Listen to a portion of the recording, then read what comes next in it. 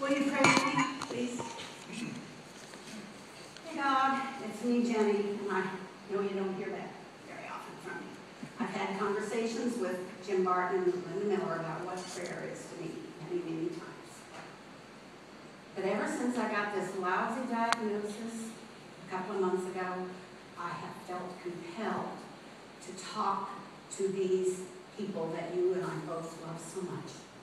And all I ask is that the words that I say that come straight from my heart are taken in the way that they're intended and they're used as a blessing in people's lives.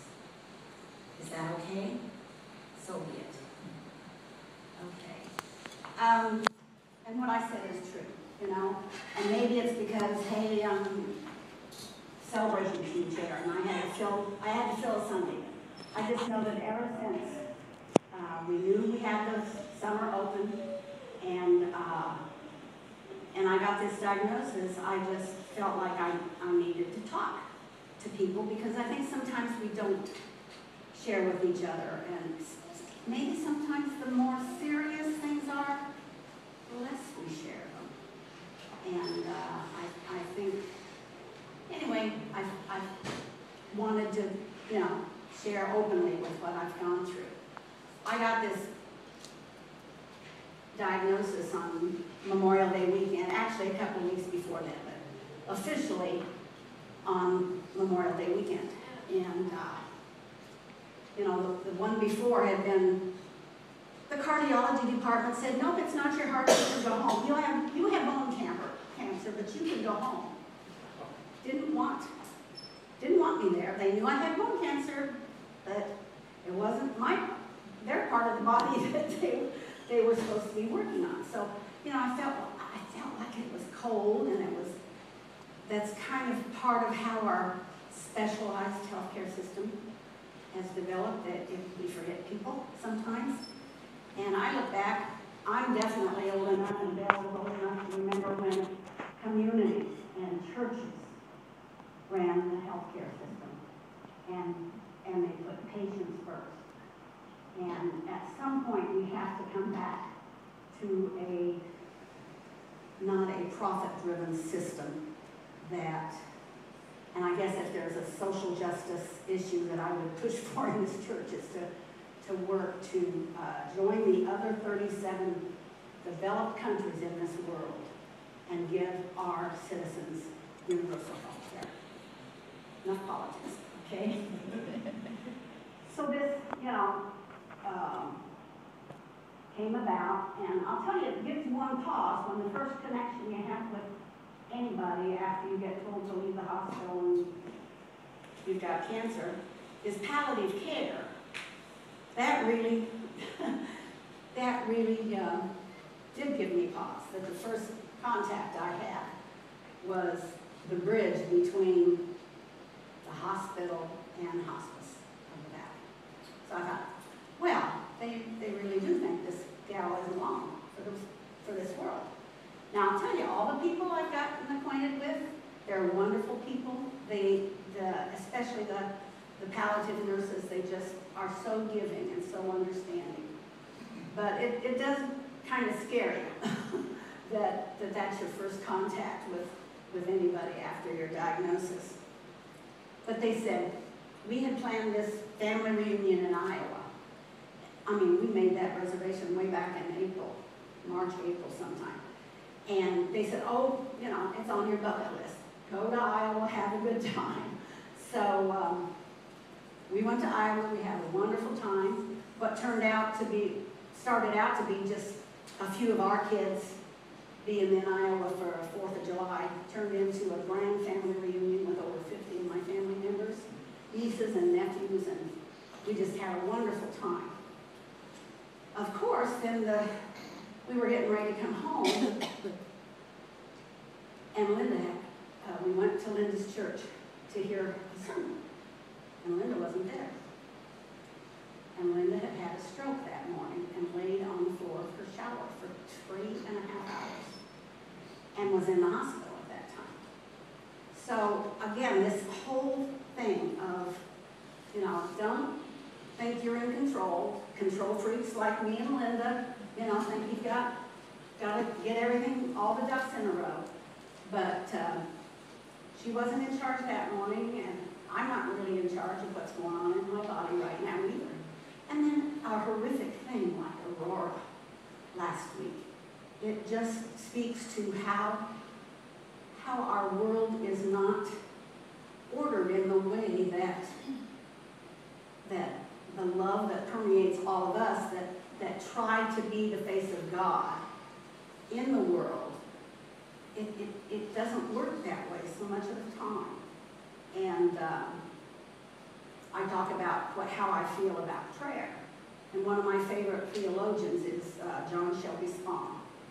And he says, oh, I do my meditation and I do my Bible study.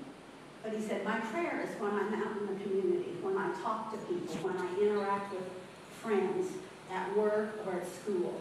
And it always makes me think of, Linda in so many of her sermons talks about the mission is out there. We come here to be nourished and fed, but the mission is out there, the work that we are to do. So, if you can't, to me, that's one thing about taking today as the present. It's called the present because it's a gift. And you can't do anything about what happened yesterday. And you can't do much about what might happen tomorrow. So take today and enjoy it and live it completely. I wanted to say a little bit about, Bill and I have been here at Chalice for almost all of the 16 years. The only ones here longer than Bill and I are, since Linda's gone, is Dee and her family. And because we started with the meetings before the first worship service, the fall of '96. And so this church has been a focus of my own spiritual life.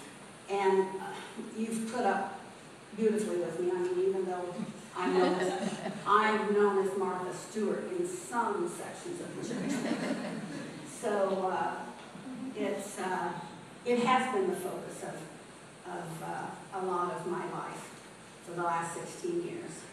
And I love Chalice because it is so open and so inclusive.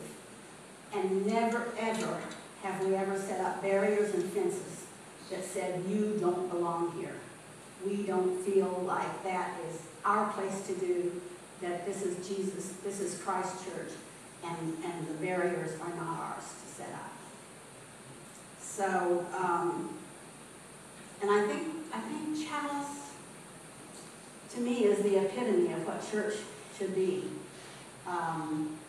Not ever excluding, not ever saying you're not good enough. I have a nephew who, bless his heart, he came to see me. I hadn't seen him since probably he lives in Maryland, and he happened to be in town and after my diagnosis, and he came to see me.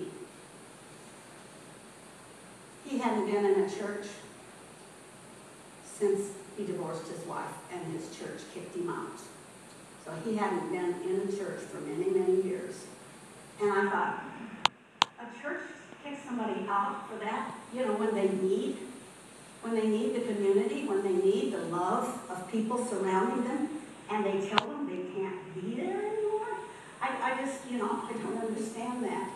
And to me, that's why this church, why Chalice, is so important. Linda, now what, we chartered in '02, right? And Linda was ordained in the fall of '02, so we got that 10-year history. But Linda was the only pastor we've known, and she has led this congregation to be that kind of an open, affirming, fully inclusive congregation. And I really think that with her, now I talk to her on the phone every 2 or 3 days, and her voice sounds wonderful. I think she's going to make a full recovery.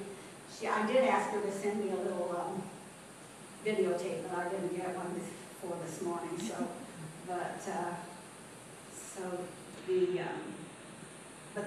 the chart that she's planned for this congregation is important, and for us to be able to find the strength and the wherewithal to always maintain that kind of openness, that kind of welcome. And just this spring, she gave a sermon about, how many of you remember the Australian outback metaphor that she used a couple of times, where, she said, there's no fences in the outback. It's too vast an area. You can't close, cattle or anything in. The only way, and they found out, is they have to have a well. And once the animals know where their source of water is, that's where they come to. No fences required. The animals gather for their sustenance. And to me, I think this church is that well. If we come from wherever we are to be nourished and fed, sustained by the love of people around us all the time, that then we go out and move out into the community and do the work that we see that needs to be done, whether it's helping a little child. I mean, the smallest act of kindness and love is a prayer out there, and is a vision of Christ showing us how the world should be. And every time something happens in that one little corner, then that's God and that's the kingdom. And we come here to be strengthened and nourished so that we can live those kind of lives out in school and work and wherever it is that that our mission field is. So I think Chalice in the future just has to keep it on, because there aren't very many churches like ours around. I'm afraid to say. I don't think there are very many welcoming congregations that have that vital, individual, personal contact that we have had in this congregation. And so, we're in this transition now, getting a new minister. God bless Linda. She gave a long time to this congregation, and I pray God, and I really truly believe, I think she's going to recover and be a good minister back there in Independence. And to honor her and the life of Jesus, we need to do the utmost to keep Chalice that kind of community, that kind of an open and welcoming community. And let's all work to achieve that.